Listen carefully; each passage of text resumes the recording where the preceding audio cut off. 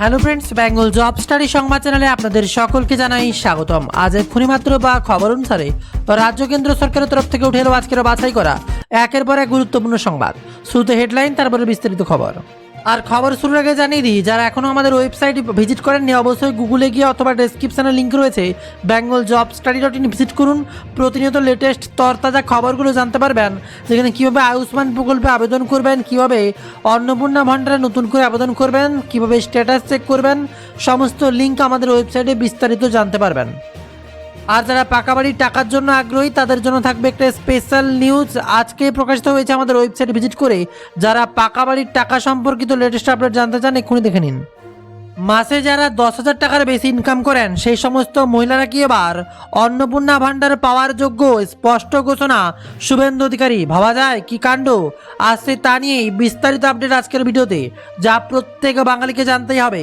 Miss করলে এবার খবরটি অবশ্যই ভুল করবেন। নেতাজিকে নিয়ে অপপ্রচার বরদাস্ত নয়, পোস্ট ডিলিট করুন, ক্ষমা চান, কড়া বার্তা এবার শুভেন্দুর। আর এদিকে সরকারি দুটো প্রকল্পের টাকা পেলেও মিলবে অন্নপূর্ণা ভাণ্ডারে 3,000, সঙ্গে আরও ছাড়, বড় ঘোষণা শুভেন্দুর। আর যারা অপেক্ষায় বসেছিলেন আগস্ট মাসে কবে ঢুকবে অন্নপূর্ণা যোজনার টাকা, এবার তার তারিখ জানিয়ে দিলেন। প্রতি মাসে কবে অ্যাকাউন্টে 3,000 টাকা ঢুকবে, শুভেন্দুর বিস্তারিত আপডেট। 1 তারিখে কেন ঢুকছে না অন্নপূর্ণার টাকা, চালু হচ্ছে অভিযোগ পোর্টাল, বড় ঘোষণা শুভেন্দুর। এনসিপির সাংসদদের আসন ও কল্যাণের সাসপেনশন নিয়ে সরব অভিষেক, সুপ্রিম কোর্টে যাওয়ার হুঁশিয়ারি। বস্তি সরিয়ে ফ্ল্যাট করে দেবেন বলেছিলেন, 2 বছর হয়ে গেল, করেননি কেন এবার? ফরিয়াদকে ভিজলেন অগ্নিমিত্র পাল। আর অপরদিকে আবার ফরিয়াদ দাবাং মুড়ে, ভুলে যাও না তুমি আমার আন্ডারেই মেয়র ছিলে। বিধানসভায় বিজেপি বিধায়ককে মনে করিয়ে দিলেন ফিরহাদ হাকিম। নন্দীগ্রামকে এবার বিরাট উপহার মুখ্যমন্ত্রীর, কাজ শুরু হয়েছে রকেটের গতিতে, কবে থেকে মিলবে সুবিধা, বিরাট বার্তা। আসছে আরও একের পরে খবর, বিস্তারিত খবরগুলো জানাবো। তার আগে অনুরোধ, যারা এখনো সাবস্ক্রাইব করেননি বেঙ্গল জব স্টাডি সংবাদ চ্যানেলকে সাবস্ক্রাইব করুন। এবার আসছে বিস্তারিত খবরে। যে মহিলারা মাসে 10,000 টাকার বেশি উপার্জন করেন সেই মহিলারা কি পাবেন অন্নপূর্ণা যোজনার টাকা? স্পষ্ট করে জানিয়ে দিলেন এবার শুভেন্দু অধিকারী। অন্নপূর্ণা যোজনা প্রকল্প নিয়ে বুধবার একগুচ্ছ ঘোষণা করেছিলেন মুখ্যমন্ত্রী শুভেন্দু অধিকারী। আর মুখ্যমন্ত্রী জানিয়েছেন, আগের নিয়ম শিথিল করে অন্নপূর্ণা যোজনায় যোগ্য প্রাপকদের বাছাইয়ের ক্ষেত্রে বেশ কয়েকটা ছাড় দিচ্ছে রাজ্য সরকার।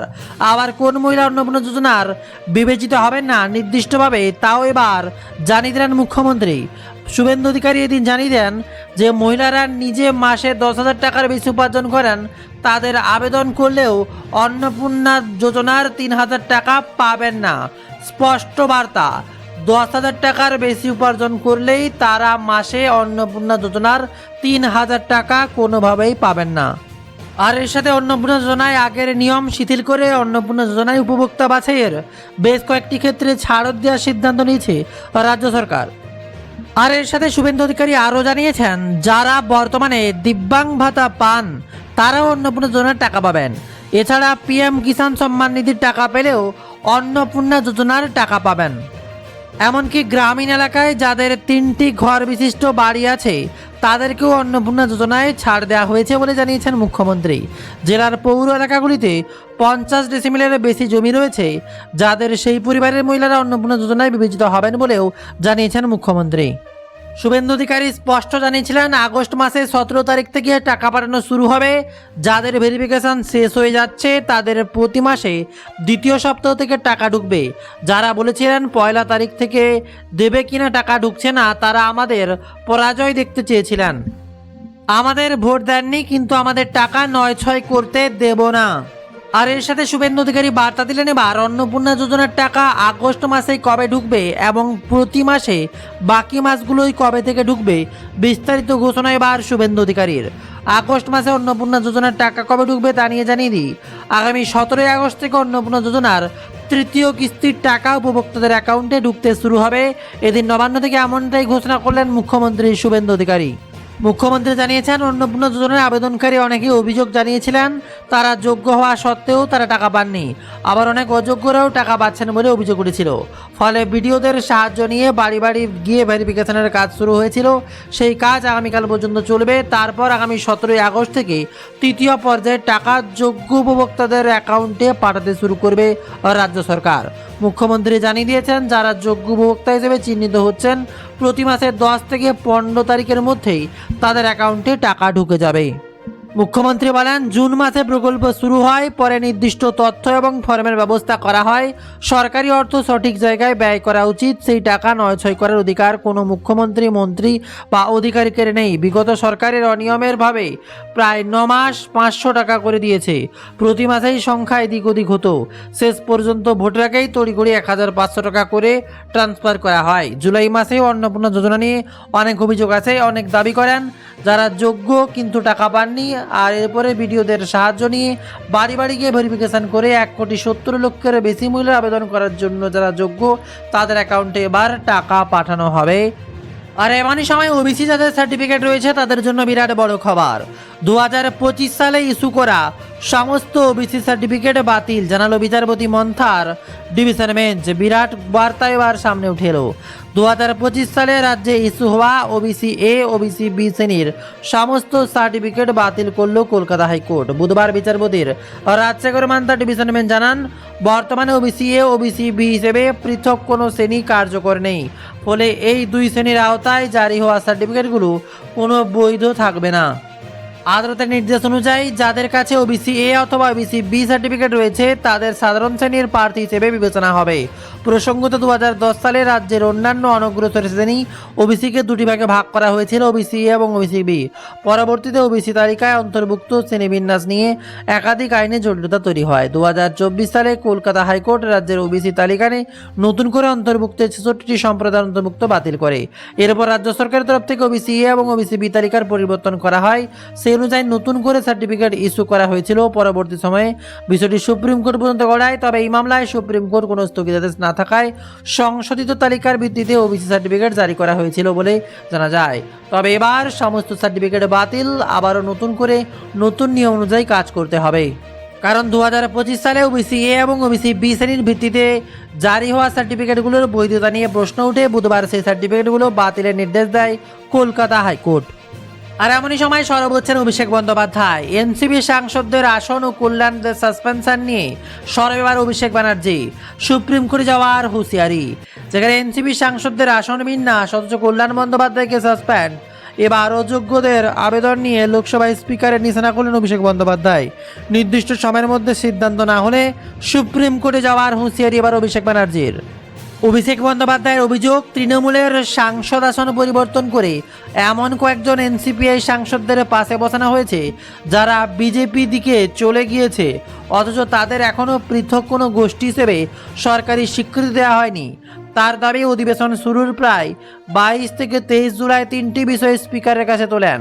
স্পিকারের নির্দেশ অনুযায়ী 26 জুলাইয়ের মধ্যে নির্দিষ্ট চিঠি জমা দেওয়া হবে। পরে তিনি সৌগত রায়, কীর্তি আজাদ এবং প্রতিমা মণ্ডল স্পিকারের সঙ্গে দেখা করে বিষয় জানান, কিন্তু এখনও কোনো পদক্ষেপ করা হয়নি বলেই অভিযোগ অভিষেকের। যেভাবে কাজ চলছে আগামী নির্বাচনে হবে না সুপ্রিম প্রশ্নের মুখে কমিশন। প্রাথমিক থেকে একেবারে স্নাতকোত্তর স্তর পর্যন্ত সিলেবাসের বিরাট বড় বদল। তিলোত্তমা কেসে প্রকাশ্যে আরও 2 নাম। সিপিকে কি করতে হবে বলে দেন এবার সিএম। বাড়ি নির্মাণে নিয়ম মানছেন না, এবার অগ্নিমিত্রা পালের বিরাট বড় বার্তা, জানিয়ে পদে পদে পড়বেন বিপদে। বাড়ি করার আগেই অবশ্যই দেখে নিন। এদিকে আবার অন্নপূর্ণা ভাণ্ডারের টাকা কবে ঢুকবে? এবার টাকা ঢুকবে তো এই মাসে, নাকি আবার ঝুলে থাকবে আগস্টের টাকা? আর তার সাথে এই পাকা বাড়ি 3 লক্ষ টাকা কবে থেকে আসছে? একের পর এক তরতাজা ধামাকাদার খবর আজকের ভিডিওতে। তবে তার আগে অনুরোধ, যারা নতুন অবশ্যই সাবস্ক্রাইব করুন। আর যারা ওয়েবসাইট আমাদের জানেন না অবশ্যই গুগলে সার্চ করুন bengaljobstudy.in এবং ডেসক্রিপশনের লিঙ্কও থাকছে। প্রতিনিয়ত বাছাই করা লেটেস্ট খবর দেখবেন সেখানে। অসুস্থ আরও 6 ছাত্রী।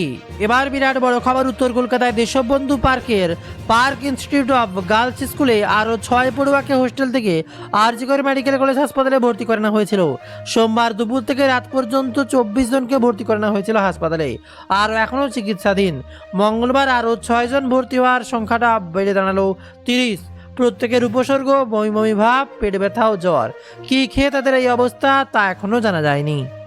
ভারতের প্রধানমন্ত্রী নরেন্দ্র মোদী এবার গোটা দেশবাসীকে ইনস্টাগ্রামের নতুন ভিডিও আর তাতেই শেয়ার ভাইরাল। তিনি দেশবাসীকে 15ই আগস্ট নিজেদের বাড়িতে তেরঙ্গা পতাকা উত্তোলনের আহ্বান জানিয়েছেন। পিএম নরেন্দ্র মোদী নাগরিকদের স্বাধীনতা সংগ্রামীদের প্রতি শ্রদ্ধা জানাতে ও উন্নত ভারত গড়তে শপথ নিতে আহ্বান জানিয়েছেন। তিনি গর্ব ও জাঁকজমকের সঙ্গে স্বাধীনতা দিবস উদযাপনের জন্য সকলকে উৎসাহিত করেছেন। ভিডিওটিতে পিএম মোদীর স্লোগান দিয়েছেন, হর ঘর তিরঙ্গা, ঘর ঘর তিরঙ্গা। তবে বরাবরই এবার প্লেয়ার একাই 100 দিলীপ ঘোষ। এবারও দিলীপ ঘোষ মমতাকে দুষলেন। একসময় তিনি যে বার্তাগুলো দিয়েছিলেন তাতে তৃণমূলের পরিস্থিতি খারাপ করে তুলেছিলেন।